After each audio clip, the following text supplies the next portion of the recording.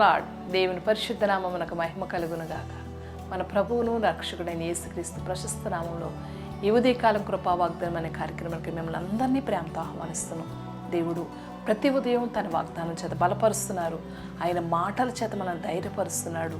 ఆయన మాటలో ఉన్న జీవపు ఓటే మన జీవితాలకు గొప్ప ఆదరణ, నెమ్మది, సమాధానం. ఈ ఉదయం దేవుడు అలాంటి వాగ్దానాలు మరలా జ్ఞాపకం చేస్తూ ఉండగా చదువుకుందాం. పరిశుద్ధ గ్రంథం నుంచి ఇర్మియా గ్రంథం 10వ అధ్యాయము 6వ వచనం. యెహోవా నిన్ను పోలిన వాడెవడునూ లేడు. నీవు మహత్యము గలవాడు. నీ శౌర్యమును బట్టి నీ నామము ఘనమైనదాయను. దేవునికి స్తోత్రం. దేవుడుని గురించి ఇర్మియా అనే ఒక గొప్ప ప్రవక్త చెప్తున్నారు. యెహోవా నీలాంటి దేవుడి లోకంలో ఎవ్వరూ లేరు. నీలాంటి మహత్యము కలిగిన వాడు, మహత్కార్యాలు చేసే దేవుడు. ఎందుకంటే నీ నామము, నీ శౌర్యను బట్టి చాలా ఘనమైనది ఈ భూమి మీద. ఎందుకంటే ఆయన నామము వర్ణించలేనిది. అన్ని నామముల కన్నా పైనున్న నామము యేసు నామం. ఆ నామములో ఏది అడిగినా దేవుడు చేస్తాడు. ఆయన మహత్యము కలిగిన దేవుడు. ఆయన నామము స్మరిస్తూ ఉండగా ఆ మహత్తైన కార్యాలు జరుగుతాయి. ఆయన నామాలు వర్ణించాలంటే 1, 2 కాదు, ఒక దైవజనులు 1000 నామములను దేవుని కొరకు రచించిన బుక్కు చాలామంది చదువుతూ దేవుని స్తుతిస్తారు. ఎందుకంటే ఆయన నామమును వచ్చే పరిశుద్ధ గ్రంథంలో ఎల్ షదాయ్ అనగా సర్వశక్తిమంతుడైన దేవుడు.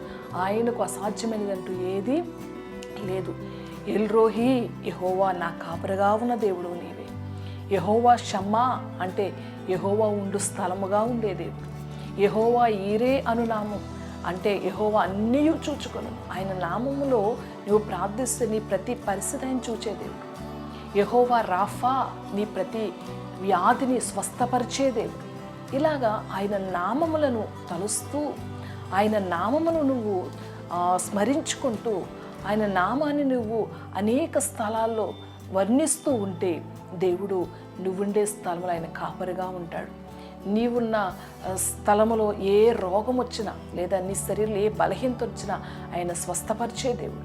యెహోవా ఈరి అనగా నువ్వు ఎక్కడికి వెళ్ళినా ఆయన నీ పరిస్థితులను చూచుకొని నీకు సహాయం చేసే దేవుడు. ఇలాగా దేవుని నామములను వర్ణించలేవు. ఆయన నామము, అందుకే భక్తుడు అంటాడు, యెహోవా నామము బలమైన దుర్గము, నీతిమంతుడు అందులో ప్రవేశించి సురక్షితముగా ఉండును. దేవుని నామములో నీవు ఎక్కడికి వెళ్ళినా సురక్షితంగా ఉంటావు. ఏ పని చేయాలన్నా ఆయన నామాన్ని స్మరించుకుంటూ, ఆయన నామాన్ని స్తుతిస్తూ నువ్వు ఏ పని చేసినా అద్భుతం చేసే దేవుడు. అబ్రహాము మోరియా పర్వతం మీద తన కుమారుడు బలించడానికి వెళుతూ ఉన్నప్పుడు తన కుమారుడు తండ్రి బలికి అన్నీ ఉన్నాయి, బలి పశువు ఏదంటే అబ్రహాం అంటాడు, ఇదిగో యెహోవా ఈరే అంటే యెహోవా చూచుకొని. నీ పరిస్థితిలో ఏది లోటున్నా, నీ కుటుంబంలో ఏది లోటున్నా, నీకు ఏది అవసరత ఉన్నా నీవు యెహోవా ఈరే అనే నామమును పలుకుతూ, ఆ నామాన్ని స్మరిస్తూ, ఔన్నత్యము కలిగిన దేవుడు, మహత్యము కలిగిన దేవుడు, మహా శౌర్యుని బట్టి ఆయన నామము ఘనమైన నామాన్ని స్తుతిస్తూ ఉంటే ఈ ప్రతి అవసరాలు తీరుస్తాడు. అటువంటి కృప కొరకు ఉదయకాలమే ప్రార్థన చేద్దామా? మహిమ కలిగిన తండ్రి, కృప కలిగిన దేవా, ఇదిగో నీ నామము నాయనా ఘనమైనది ప్రభా. నువ్వు మహత్యము కలిగిన వాడు అయ్యా. నిన్ను పోలిన వాడు ఈ లోకంలో ఎవ్వరూ లేరు ప్రభా. నాయన నీ నామాన్ని బట్టి ఈ ఉదయకాలం నీ ప్రజలు, నీ బిడ్డలు అయ్యా ఏ విధంగా నిన్ను అడుగుతున్నారు నాయన, ఏ విధంగా వారు కోరుకుంటున్నారు అయ్యా, ఏ విధంగా వారితో ఉండాలని నీ నామను పలుకుతున్నారో ప్రభా. యెహోవా ఈరేగా, యెహోవా షమ్మాగా, ఎల్ షదాయిగా, యెహోవా రాఫాగా, యెహోవా నిస్సీగా, విజయమిచ్చేవాడిగా ప్రభా వారితో నీవుండి ప్రతి విషయంలో సఫలత, సంతోషము, సమాధానం అనుగ్రహించమని యేసు నామములో ప్రార్థించి